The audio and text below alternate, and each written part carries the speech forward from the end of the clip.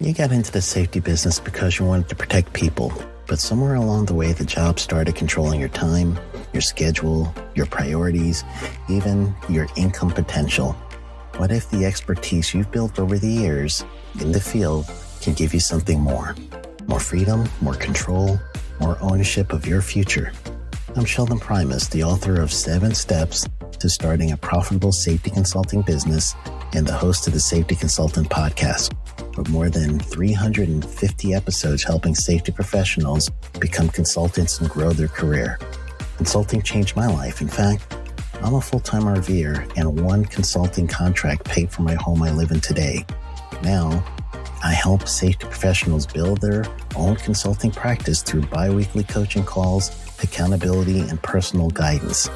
But this program isn't for everyone. Start with the Consultant Readiness Audit at sheldon.coach. What if everything we thought we knew about safety was just interference? From the host of the Rated R Safety Show and the founder of Safety FM comes the complete signal transmission trilogy, now available in one powerful edition. Safety, in my opinion, the book that started the conversation. Safety Mutation, where the boundaries of culture, systems, and belief begin to break. And now, Safety Transmission, the final piece of the signal. For the first time, all 3 books are together in one volume. The Signal Transmission Trilogy, Complete Edition. This isn't just about compliance. It's about consciousness. It's about decoding the way we think, lead, and live, inside and outside the system. Whether you've been following the signal since the beginning or you're just now tuning in, this is the version to own. Search Signal Trilogy on Amazon or visit safetyfm.com to get your copy now.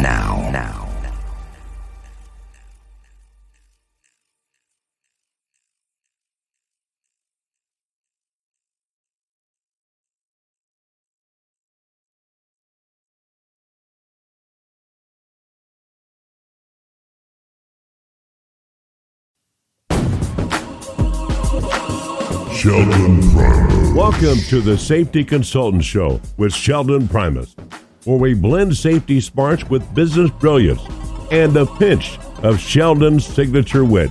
Whether you're a safety pro, a fresh-faced consultant, or just safety curious, get ready for a show that'll educate, entertain, and elevate your safety game. Let's dive into the art of consulting with your safety Sherpa himself, Sheldon Primus. This episode is powered by Safety FM. Welcome to the show, everybody. This is the show that I teach you the business of becoming a safety consultant. Talk about OSHA compliance. We get some really good guests. So welcome to the Safety Consultant Podcast. Today, what I really want to go over and have you guys hear is my thought on AI and the use of AI in our industry. We're all professionals out there, so we're starting to integrate AI a little bit more. So I was just going to talk to you a little bit about how I do it, how I teach my students on how to integrate that. So today's conversation is going to be on the use of AI. So when we come back, give it a shot. Tell you guys how I use it. You got into the safety business because you wanted to protect people, but somewhere along the way, the job started controlling your time, your schedule, your priorities, even your income potential. What if the expertise you've built over the years in the field can give you something more? More freedom, more control, more ownership of your future. I'm Sheldon Primus, the author of 7 Steps to Starting a Profitable Safety Consulting Business and the host of the Safety Consultant Podcast, with more than 350 episodes helping safety professionals become consultants and grow their career. Consulting changed my life. In fact, I'm a full-time RVer, and one consulting contract paid for my home I live in today. Now, I help safety professionals build their own consulting practice through bi-weekly coaching calls, accountability, and personal guidance. But this program isn't for everyone. Start with the Consultant Readiness Audit at sheldon.coach. We now return to the Safety Consultant Show. Once again, here's Sheldon Primus. All right, so let's get into it. So not everybody's going to be using the generative pre-trained transformers. There's a bunch of them out there. I use ChatGPT mostly. I've been hearing good things about Gemini, and there's Claude. There's a bunch out there. So Copilot, that's the one Google uses. There's just so many out there.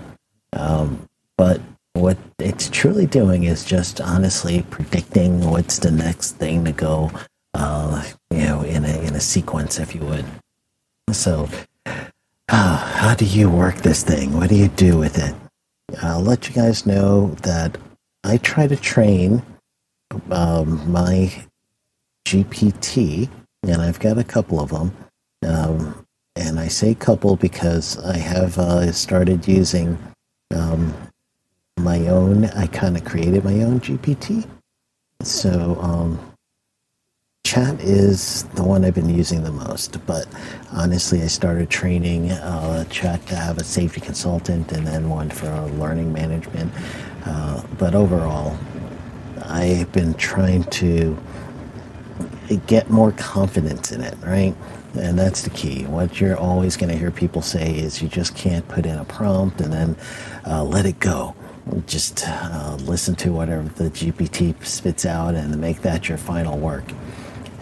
Safety and health, we can't do that, especially because if we're dealing with concentration or chemicals or anything like that, and we're trying to use the AI assistant to help us troubleshoot or to help us try to figure out thinking out of the box type stuff, then we got to be really careful about what we do and how much we assimilate this information.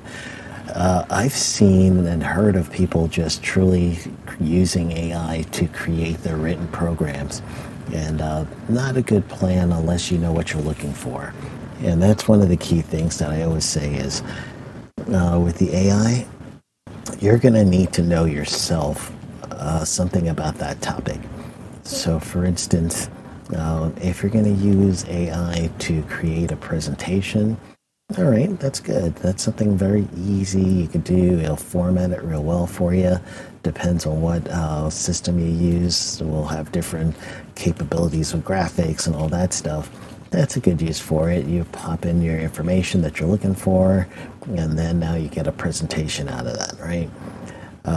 The thought process is, though, if you're going to use this for advanced things such as, here is a case study that we have from an incident and I'm looking for a lesson learned, then at that point, if you're trying to figure out a lesson learned and you're going to create some sort of recommendations only using what AI spits back at you, you could be opening up yourself for either some information that is just not relevant, or it's information that is just not something that you should be using as a professional. So what you'll need to do is you'll need to know about the topic. You'll need to know about the case itself. You'll need to know context so that when the GPT spits something out at you, and whatever it comes back as, you're now going to look at it as an assistant talking to you, and you have to verify what the assistant says, and you're still going to be spending some time on this product, not just regurgitating what this thing just gave you and just do a copy and paste from your AI assistant. So I've had many times where the AI assistant, I would ask it, and I would do demonstrations in my class, and I would ask it to give us, like for instance, I would ask to give it, with the class, some sort of incentive program, and I would give it the actual parameter of what I'm looking for the incentive program, such as what I'm trying to incentivize and what my budget is and all that stuff, and then I'll let the program work. And inevitably, I would have something come back as one of the criteria for this program to work, this safety incentive program, is how many days without an injury or illness. And you do that in real life, you're getting yourself an OSHA fine. if you're in the U.S., and any regulatory agency around the world is not going to like that matrix, because what's that saying is how many days you did not report an injury, you're going to get some sort of reward. Injury may happen, but your reward will come from not reporting that injury or illness, and that's when you get yourself in trouble. So you got to know the context first, and then you have to adjust it. So I'm not saying don't use it. I'm actually telling people to embrace the use of AI. In my mind, I think we're the first generation. And I believe that there's going to be more and more generations that are going to end up using AI in even more just technical and smart ways. We're now seeing AI used in so many applications that we don't even know. So I believe it's time for us as professionals to embrace it. And what I would tell my students, and I'll tell you guys now in this episode, is put in your query, whatever you want the AI to figure out, but you're not going to just take it blindly. Your time isn't going to be spent in formatting and some of the thinking. Your time is going to be spent in going into research and figuring out the research part of it, and truly see, does this thing have, or is it truly what it says it's supposed to be? So for instance, you're doing something in OSHA standard, and I've had this happen, so that's why I know this. I literally had an AI response add to section, or should say subpart E in 1910, which is going to be general industry standard. Subpart E is your exit routes and all that, emergency action plans and fire prevention plan. It added an additional section that did not, that there was no section in the standard at all, and literally read out or replied to me in an actual training. It gave an extra training standard, and it gave it a number and everything, 1910 section 40 something, and I knew it wasn't there. So if you weren't familiar with that standard, you would just cite it, and then at that point you're going to lose credibility, as well as you're going to make it where your organization is going to lose again credibility, but lose faith in the safety department. But then now the workers aren't going to trust you. They're not going to trust what you're saying. You're phoning it in at some point, and if you didn't know to look for that, then it could have gone past your desk to someone else's desk. So what you need to do is, first you got to know a little bit about the topic before you start sharing this information. So that's the key. And you're going to spend your time, don't let the formatting and all that stuff related to how the final thing looks. You're going to spend your time on the verifying content, verifying that this is truly what the standard saying, or whatever the problem is. So that's the key to use the AI. It's going to save you some time, but the time it's saving you is going to be more on formatting and out of the box thinking, and then your time is going to be spent verifying the information and then seeing how viable everything is, and you're going to go back and forth with it. It's supposed to be assistant to you, so you keep asking questions, you keep feeding it information such as a full CFR, Code of Federal Regulation standard, and keep feeding it information to help it be smarter, help it predict the next thing better. So your use with the AI is going to be where it's part of the team, but it isn't the decision maker. You are. You're going to be the one who gives the final approval. Your name is on there. Your credibility is on the line. So it's not the AI. You're going to definitely have to work with that. I had my own situation where I used AI for creating some of my blog posts on sheldonprimus.com, and you can find some blog posts on there. I'm still going through some of the things that was posted on that blog post, and I did it through an AI assistant that honestly, you just gave it some keywords and it'll spit out hundreds if you wanted to of blogs. I didn't do that many, but I did a bunch. So the idea was to draw people to your site using the keywords. So I noticed after, I didn't notice first, but my daughter saw some stuff, and she's a virtual assistant for me, and she's like, "Ooh, Dad, you can't use AI like that." And then I was like, "Okay, let me check into that." And then I posted something on LinkedIn, and people called me right away on LinkedIn, and I ended up having to retract some things, and it hurt my credibility. So from there, I stopped using that program and honestly just started thinking about what can I do to make sure I don't lose credibility anymore. So again, the AI is good. You want to start using it. You want to start getting familiar with how to do prompts, familiar of following up on each answer, familiar on feeding your AI assistants really good information to train from. And then you're going to go ahead and truly take that information, make it your own. And then in some cases, I also do a disclaimer. If I'm using a significant amount of this information, I'll do a disclaimer, especially if I'm using formatting. And I'll have a disclaimer on my final document that there was AI use in the development of this product. And I would say what it's for, and that was the format, and some of the critical thinking is mine, but the formatting is AI. So some combination of that. So what I'm looking for you guys to do is get familiar with your AI or whatever you're using, but then also you want to, again, keep an eye on the final product, be willing to look through everything, read it all, and then make your changes. Whatever the AI spits back is not going to be the final document. So just make sure you know that and you be aware of that, all right?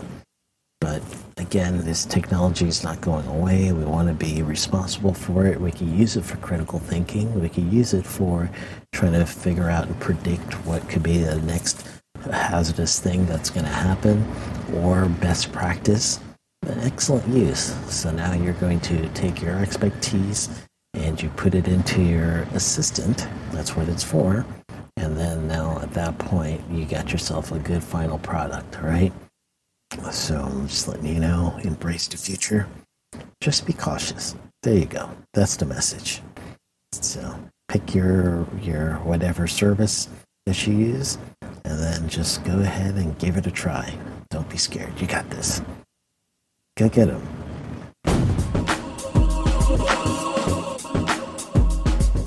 That's a wrap for today's safety show. Remember, safety isn't just about hard hats and caution signs.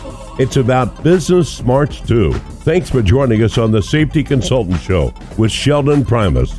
Until next time, stay safe, stay savvy, and keep consulting like a boss. Go get 'em. The views and opinions expressed on this podcast or broadcast are those of the host and its guests and do not necessarily reflect the official policy or position of the company. Examples of analysis discussed within the past hour, only examples. It should not be utilized in the real world as the only solution available, as they are based only on very limited and dated open source information. Assumptions made within this analysis are not reflective of the positions of the company. No part of this podcast or broadcast may be reproduced, stored in a retrieval system, or transmitted in any form or by any means, mechanical, electronic recording, or otherwise without prior written permission of the creator of the podcast or broadcast, Sheldon Primus. This episode has been powered by Safety FM. You got into the safety business because you wanted to protect people, but somewhere along the way, the job started controlling your time, your schedule, your priorities, even your income potential. What if the expertise you've built over the years in the field can give you something more? More freedom, more control, more ownership of your future. I'm Sheldon Primus, the author of 7 Steps to Starting a Profitable Safety Consulting Business and the host of the Safety Consultant Podcast, with more than 350 episodes helping safety professionals become consultants and grow their career.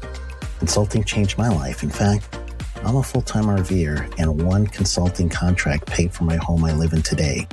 Now, I help safety professionals build their own consulting practice through bi-weekly coaching calls, accountability, and personal guidance. But this program isn't for everyone. Start with the Consultant Readiness Audit at sheldon.coach. What if everything we thought we knew about safety was just interference? From the host of the Rated R Safety Show and the founder of Safety FM comes the complete signal transmission trilogy, now available in one powerful edition. Safety, in my opinion, the book that started the conversation. Safety Mutation, where the boundaries of culture, systems, and belief begin to break. And now, Safety Transmission, the final piece of the signal. For the first time, all 3 books are together in one volume. The Signal Transmission Trilogy, Complete Edition. This isn't just about compliance. It's about consciousness. It's about decoding the way we think, lead, and live, inside and outside the system. Whether you've been following the signal since the beginning or you're just now tuning in, this is the version to own. Search Signal Trilogy on Amazon or visit safetyfm.com to get your copy now.